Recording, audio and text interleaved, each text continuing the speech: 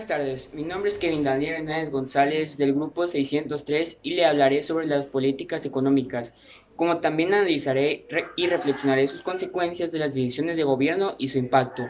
Como primero le hablaré sobre qué son las políticas económicas. Bueno, son las herramientas de intervención del Estado de la economía para alcanzar unos objetivos que, como veremos más adelante, son fundamentales: el crecimiento económico, la estabilidad de los precios y el pleno empleo. De esta forma, los gobiernos tratan de favorecer la buena marcha de la economía a través de variables como el PIB, el IPC o las tasas de empleo, ocupación y paro. Por tanto, estas intervenciones sobre la economía se denominan políticas económicas. Como primero le hablaré sobre las políticas fiscales. Bueno, este tiene como principal objetivo el crecimiento económico, el empleo y control de precios. Puede que se produzcan otros efectos secundarios que hay que tener en cuenta a la hora de poner en marcha medidas de este tipo. Estos efectos secundarios son, sobre todo, el aumento de la deuda pública y de la presión fiscal. Como se sabe, cuando hay crisis de los gobiernos han usado la política fiscal expansiva, es decir, han disminuido los impuestos y aumentado el gasto público. Esto lógicamente lleva al déficit público aumente. Y para financiar dicho déficit hay que recurrir a la emisión de deuda pública. La forma alternativa de la subida de impuestos no parece razonable, teniendo en cuenta que inmediatamente antes se han bajado los mismos para estimular la economía. La emisión de deuda pública trae consigo una serie de problemas que pasamos a enumerar. La primera, al emitir deuda, el sector público compite con el sector privado para conseguir financiación. 2. Al endeudarse un país se traslada hacia las generaciones futuras las obligaciones de pago generadas en la actualidad. De todas formas, endeudarse no tendría que suponer ningún problema, claro está, si este aumento del gasto público se invierte adecuadamente o si en el nivel de endeudamiento fuera asumible. Ello permitiría en un momento de crisis aumentar el déficit público para estimular la economía, generar empleo y poder volver a una senda de crecimiento. También les hablaré sobre la política de comercio exterior. Bueno, esta puede otorgar poderosos incentivos o desincentivos a la producción por medio de su influencia en los precios y las cantidades de los productos competidores que se importan en el país, y a través de sus efectos sobre los precios internos recibidos por las exportaciones. Se dice que las políticas que encarecen los precios de las importaciones en el mercado interno proporcionan protección económica. Los instrumentos principales de la política comercial son los aranceles y las cuotas por el lado de las importaciones, y varios tipos de incentivos cuando se trata de las exportaciones. En algunos casos se usa una combinación de cuotas y aranceles conocidas como cuotas arancelarias, según la cual se aumentan los aranceles cuando las importaciones exceden una cantidad establecida. El Instituto Nacional de Estadística y Geografía, INEGI, acaba de informar las cifras de comercio exterior mexicano, las cuales resultaron negativas en su comparativa tasa anual, ya que las exportaciones totales cayeron 6.8%, mientras que las importaciones retrocedieron apenas 1.9%, lo que nos ocasionó un déficit en la balanza comercial en dicho mes de 2.8 mil millones de dólares.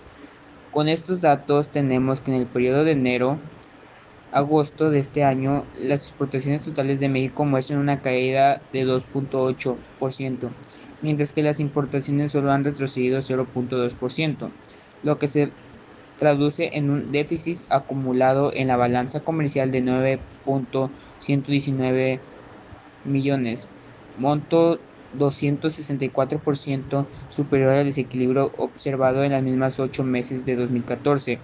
Cabe señalar que seguir con esta tendencia terminaríamos con un déficit comercial de más de 13 millones de dólares. Ahora les hablaré sobre la política financiera. Bueno, esta también se puede llamar como política monetaria. Estas únicas son adoptadas por el Consejo de Gobierno del BSE y su ejecución es llevada a cabo por los bancos centrales de los países que forman parte de la zona euro.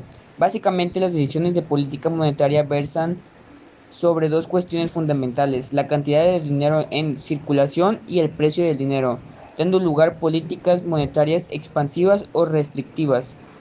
Bueno, la política monetaria expansiva. Si se presenta mayor cantidad de dinero en los bancos, se baja el tipo de interés o se disminuye el coeficiente de caja.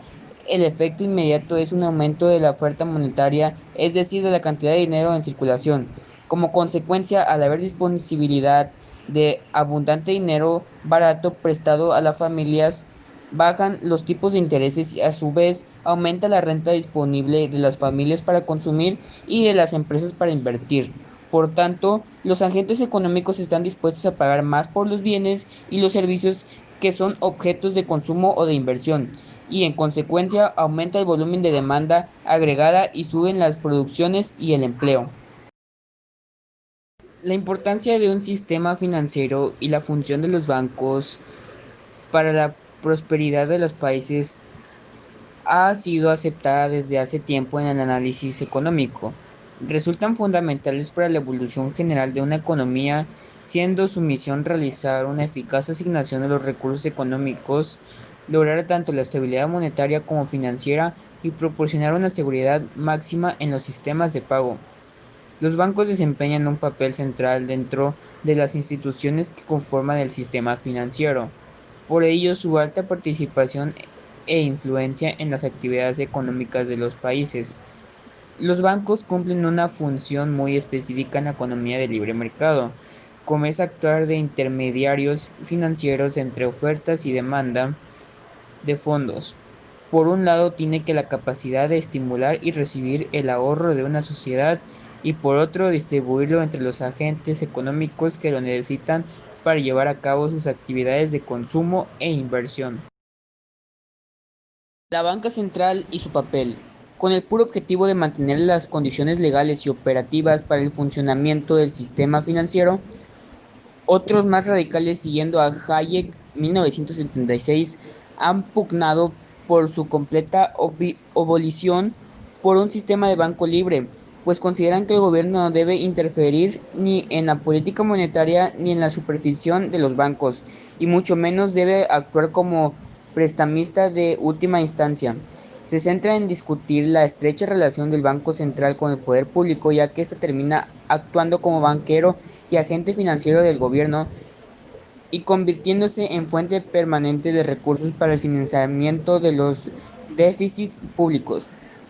Este argumento puede contrarrestarse en cierta medida una vez que se otorgó autonomía a la banca central y al tiempo que se impusieron topes a los montos del financiamiento que puede conceder el Banco Central. En general, los bancos centrales conducen su política monetaria ejerciendo control sobre la tasa de interés a corto plazo y tratan de influir de la tasa de interés de largo plazo a partir de su injerencia de las expectativas del mercado.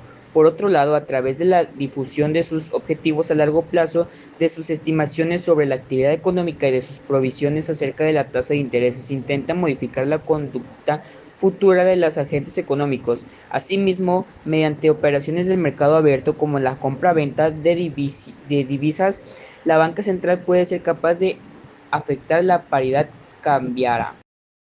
Tras la crisis financiera mundial, los bancos centrales de las economías avanzadas relajaron su política monetaria y rebajaron las tasas de intereses, hasta que las tasas de intereses a corto plazo se situaron cercanas a cero, lo cual impedía seguir rebajando las tasas de intervención, es decir, las opciones de política monetaria convencionales. Coincidiendo con el aumento del riesgo de deflación, los bancos centrales adoptaron políticas monetarias no convencionales. Por ejemplo, compraron bonos sobre todo en Estados Unidos, Reino Unido, la zona del euro y Japón, con el objetivo de seguir reduciendo las tasas de intereses a largo plazo y relajar las condiciones monetarias. Ahora les hablaré sobre la deuda externa. Es la suma de las deudas que tiene un país con entidades extranjeras. Se compone de la deuda pública, la contraída por el Estado, y deuda privada, la contraída por empresas y particulares. La deuda externa con respecto a otros países comúnmente se da a través de organismos como el Fondo Monetario Internacional o el Banco Mundial. El principal argumento para que un país contraiga una deuda es que teóricamente permite conservar los recursos propios y recibir recursos ajenos para explotar, procesar o producir nuevos bienes y servicios. Sin embargo, se vuelve un problema cuando dicho dinero no se utiliza en aquello para lo que fue solicitado, cuando se usa de manera ineficiente o cuando las condiciones de devolución se endurecen y ya sea por incumplimiento anteriores del deudor o por presiones externas para modificar la política económica. Consecuencias de la deuda externa. Los efectos de la deuda son muy negativos desde una perspectiva económica. La inversión cae, desciende el ingreso público y privado, hay fuga de las capitales, aumentan las exportaciones, se deterioraron los precios de las materias primas, hipoteca las posibilidades de un desarrollo económicamente viable, socialmente equitativo y ambientalmente sostenible. Los planes de ajuste estructural PAE, el arma de fin para conseguir la estabilidad de la economía en crisis, provoca recorte de los gastos sociales, salud, educación, etc. Cierre de empresas locales que no pueden competir con las empresas multinacionales.